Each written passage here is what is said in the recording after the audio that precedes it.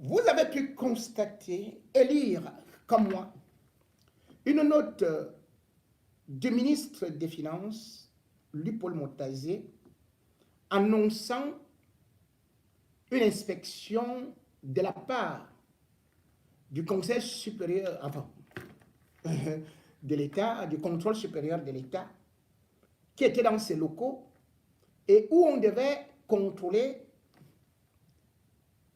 1790 agents. 1790 agents pour savoir où va l'argent. Bien sûr que c'est une répercussion des instructions de Paul Biya qui saisit le secrétaire général à la présidence de la République, Ferdinand Ngongo, lequel répercute à lui Paul Motazé, qui lui aussi répercute de l'autre côté que, bon, attendez, il y a des gens dans nos locaux qui sont maintenant là pour contrôler ceci et cela, et soyez, il faut coopérer avec eux. Ils sont bien sûr à la porte, ils sont à l'immeuble A, ils sont à la porte 117. Et je vais d'ailleurs essayer de lire et vous comprendrez avec moi la gravité des faits. Parce que le Cameroun, quand on voit ce qui se passe chez nous, on se demande vraiment si c'est un film western. Alors, je vois cette lettre signée le 30 septembre 2022. Numéro 000-00319, patati patata, note à monsieur le chef de la division de la prévision, Yaoundé. Objet, production des justificatifs des missions engagées dans le chapitre 65. En exécution des très hautes instructions du président de la République relatives à l'audit de gestion des ressources issues des chapitres 65, dépenses communes de fonctionnement, et 94, interventions en investissement, au titre des exercices allant de 2010 à 2021, dépêché auprès du MINFI et du MINEPAT, une équipe de mission conduite par le ministre délégué à la présidence chargé du contrôle supérieur de l'État, CONSUPÉ, séjourne depuis plusieurs jours au MINFI. Dans le cadre des diligences y afférentes, l'équipe mission du CONSUPÉ a sollicité auprès de la DRH par lettre numéro 001429-D-PR CONSUPÉ SG-DAP-MSCV.GRDCF 65A94 du 22 septembre 2022 de faire convoquer auprès de leur bureau situé à la porte 127, bâtiment A, 1790 personnels du MINFI du 26 au 30 septembre 2022 pour affaires urgentes les concernant. Au regard de ce qui procède, vous voudrez bien procéder à une large sensibilisation des responsables et personnels de votre structure concernée. Pour l'efficacité de cette démarche, veuillez trouver ci-contre 2 listes, dont l'une contenant les noms des personnels de votre structure nommément identifiés dans la base des données RH de la DRH, ainsi qu'une seconde liste permettant d'informer les agents non répertoriés par la DRH. Luc-Paul Motazé. Mesdames et messieurs, quand vous voyez ceci, ça veut dire le chef bandit donne des instructions d'aller contrôler les petits bandits. Pourquoi? On va contrôler le personnel et pas Luc-Paul Motazé lui-même. Donc, Luc-Paul Motazé est à la tête d'un ministère et il ne connaît pas son personnel, vous vous rappelez quand même que c'est lui, Paul Montazé, qui nous parlait des fonctionnaires fictifs. Et on a d'ailleurs jeté quelqu'un en prison en disant que bon, le Paul Montazé a détecté 10 000 faux fonctionnaires. Ce monsieur se trouve à Kondengui. Je vais y revenir. Comment se peut-il donc que dans son propre ministère, il dit maintenant qu'on doit contrôler 1790 personnes. 1790. Et ça vient d'où? De la présidence de la République. Et quand on parle des frais d'émission, qui envoie les gens en mission? Ce n'est pas du Paul Montazé. Ce n'est pas lui qui assure ça. Quand on voit certaines choses qui se passent au ministère des Finances, on se rend compte que pour les frais d'émission, il faut au moins maximum 100 jours par an que quelqu'un peut avoir comme mission. 100 jours. C'est bien même faux, puisque l'année n'a que 365 jours. Comment se peut-il que au ministère des Finances, on trouve des gens qui ont 600 jours? 600. J'ai dit, hein, l'année c'est combien de jours là-bas? Ou combien de... Mais je ne comprends pas. Et la loi dit que quand tu vas en mission, tu ne peux percevoir que 60% et 40% de retour de mission. Or, au ministère des Finances, lui, Paul Montazé, paye les gens sans aller en mission. Et ils sont là. Maintenant, on dit jusqu'à 1790. Et ça concerne quoi? 2 lignes. La ligne 65 et la ligne 94 que j'ai été le premier à dénoncer. C'est lui, Paul Montazé, qui était au niveau de la ligne 94. Au Minepat, quand il était ministre de l'économie. C'est lui, Paul Montazé, qui a placé Sylvain Mbonda, son ami. Quelqu'un qui a fait, il a étudié les insectes, il a étudié la philosophie, il a étudié le gari, il a étudié aussi la bouillie. Voilà ce monsieur qu'on a dit, c'est lui qui doit gérer l'économie. Parce qu'il a fait des thèses de philosophie sur la bouillie. Parce qu'il a écrit sur comment l'insecte vole. Et finalement, c'est lui-même qui était. L'insecte est en train de voler de l'argent. Voilà donc Sylvain Mbonda. C'est lui qui a géré la ligne 94. Il y a bien une date, une période. Ce n'est que la période où Louis-Paul Montazé était là, de 2010 à 2021. Quand vous regardez, rien que l'arrivée de Louis-Paul Montazé, on se rend compte que les plus grands projets qu'il faisait sont allés où? Le Minepat, c'est-à-dire que la ligne 94, tout comme la ligne 65, nous commençons sur la ligne 94. Quels sont les projets qui ont été créés ou qui sont allés à bout avec la ligne 94? Je vous prends. L'usine de manioc et de maïs de Sarmelima, c'était lui Paul Montazé. Où est parti l'argent? Vous connaissez là où se trouve cette usine? L'usine des tracteurs de Bolowa. Je parle seulement dans le sud, hein, chez lui. L'usine là où? N'est-ce pas, vous voyez les tracteurs en brousse? Lorsque vous allez en Gondéré, lui Paul Montazé a initié l'usine de mangue. Où se trouve cette usine de mangue? Toujours au septentrion, l'usine de riz. C'est parti où? En Balmayo, l'usine de cacao. Ça allait jusqu'où? L'usine des ananas. C'est allé jusqu'où? Lorsque vous allez à l'ouest, l'usine des poulets. C'est allé jusqu'où? Et d'ailleurs, c'était 2 usines. Aucune de ces usines n'existe. Il a pris un de ses amis, Bamelekela. Ils ont créé une usine, disons que c'était au cacao, voilà, une structure. 30 milliards. Ils ont tout bouffé. Où se trouvait cette usine? l'usine, on a même embauché des gens dans cette soi-disant usine-là. Les gens sont arrivés là-bas, ils ont attendu 2 ans sans salaire. On les a virés. Tout l'argent est parti.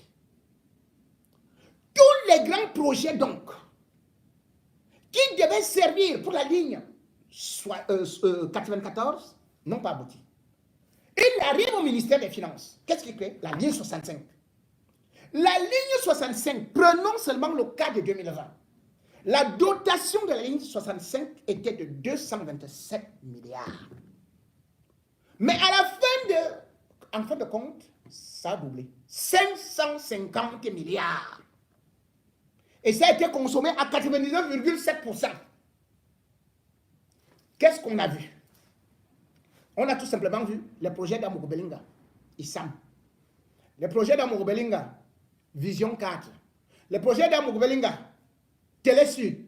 Les projets d'Amour Belinga. Mais voilà la ligne 94 et la ligne 65. On se retrouve donc quand on fait le bilan de lui, Paul Motazé, qui était déjà là pour ruiner la Camer, qui était déjà là à la CNPS, qui n'a pas fait grand-chose, qui était déjà là à la Camchip. Et finalement, on se rend compte que le Cameroun était endetté de 900 milliards.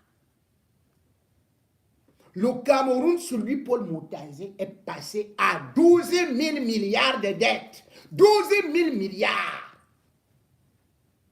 Et il est là, assis. Il dit maintenant, on nous dit maintenant qu'allez voir contrôler le personnel que voilà, le 1790. Contrôler tout simplement Amour Belinga, puisque c'est lui qui avait toutes les sociétés de la ligne 94 avec ses amis, qui se partageaient là, qui se partageaient les 450 millions là. Allez, on fait un fonds marché, 450. Et lorsque la présidence a décidé de récupérer ces lignes-là, c'est là qu'ils ont organisé la fausse agression avec ces bons mots. Oh, on a repassé le dos, on a fait ceci, on a fait cela. Aucune photo, aucune vidéo. Quelqu'un à qui on a repassé le dos. Juste parce qu'on courait avec les documents et l'argent à les cacher à Bangui et à Paris. Aujourd'hui, on vient nous dire qu'il faut faire une autre enquête. Ces enquêtes, on commence à en avoir dans le bol. Puisque vous le savez très bien. On a ordonné une enquête au niveau des fonds Covid. C'était 180 milliards. Et c'était géré aussi par la task force à la présidence et en même temps par lui, Paul Motazé. Et il y a eu un rapport de la Chambre des comptes qui a été déposé au président de la République en mars 2021, signé Yapabdou. Et dans ce rapport, on a bel et bien vu qu'il y a eu des détournements, 30 fautes de gestion, et que 23 ministères étaient concernés et qui ont bouffé 127 milliards sur 180. Mais sur ces 23 ministères, on a constaté tout simplement que 19 avaient répondu présent pour les enquêtes. La Chambre des comptes a demandé à BIA d'ouvrir au moins 10 procédures judiciaires. En mars 2021, le même Gongo, Ferdinand, il a dit à l'attention de Machin exactement les mêmes propos. Et il a demandé à Laurent Esso d'ouvrir une enquête judiciaire et de mettre les auteurs, complices et bénéficiaires en prison. C'est parti où? Juste parce que le Fonds monétaire et la Banque mondiale étaient en train de faire des pressions. Paul Biya a fait, Laurent Essoy a commencé à dire, oh, envoyez-moi la thermocopie de ceci. L'autre a dit ceci. On a même vu 2 ministres qui se dénonçaient. Manao Damalaki, qui accusait lui, Paul Motazé, d'avoir distrait 10 milliards. Lui, Paul Motazé, qui lui disait que, regarde-moi ça, sorcier, regardez sa tête comme la mangue, les yeux comme la pastèque. Que j'ai volé quoi? C'est toi qui as volé. Wadjo, 10 milliards, tu as volé, tu as mangé. Manon Damalaki lui dit quoi? tu veux m'insulter, hein? Ce n'est pas toi qui as volé avec ton ventre comme Mamadou Epineta. Il dit, quoi? Tu dis que je suis Mamadou Epineta? Voilà comment 10 milliards, les gars là ont perdu le temps à nous distraire avec des histoires et on n'a poursuivi personne. On n'a poursuivi personne alors qu'on a vu comment l'argent a été détourné devant nous tous. Et il y a même celui-là qui avait Medical quoi là. Lui, il avait pris dedans 24 milliards et demi. Bénéficiaire. C'est-à-dire que lui, il partait tout simplement, il ramassait. Il dit, vous, les tests et tout, il vient avec la seringue, il vous jette comme ça. Donnez-moi 24 milliards. N'est-ce pas, il est en liberté? Et vous venez subitement recommencer la même chose. Et qu'est-ce qu'ils font? Lorsqu'une enquête est en train de vouloir aboutir, ils s'embrouillent, Biya, comme Biya lui-même, les cheveux sautent, le cerveau saute, les yeux sautent, lui-même ne comprend pas, le pantalon saute. On l'embrouille un peu, les gens tout, mais aussi un peu la bouillie là. Après lui, il dort, on lui donne encore un peu. Quand il veut se lever, l'enquête qu'il y avait, tout le monde dit pour la Covid. Chantal dit, prends vite le vent, et il boit encore et tout. Quand il se réveille encore, prends encore. Et pendant ce temps, il s'entretue. Et c'est comme ça que vous avez constaté que c'est lui qui était le premier à dénoncer cela, il a été tué.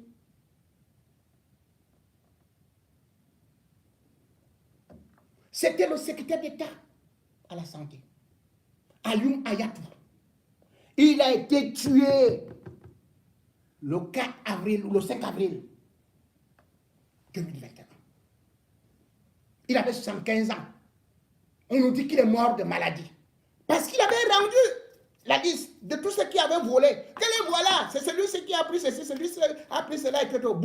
Il a tué. La femme qui était aussi concernée là, qui est docteur, qui l'a... Bon, allez hop, on est parti là, brûler dans la boîte de nuit de Ngongo avec Chantal Biya, là, à Bastos, vous connaissez? L'affaire est morte comme ça. On est en paix. Tout le monde est en paix. Eh bien, personne ne va en prison. Mais cependant, ils ignorent une chose. C'est que Biya, qui sait aujourd'hui qu'il n'y a pas d'argent et qui sait qu'il est en difficulté,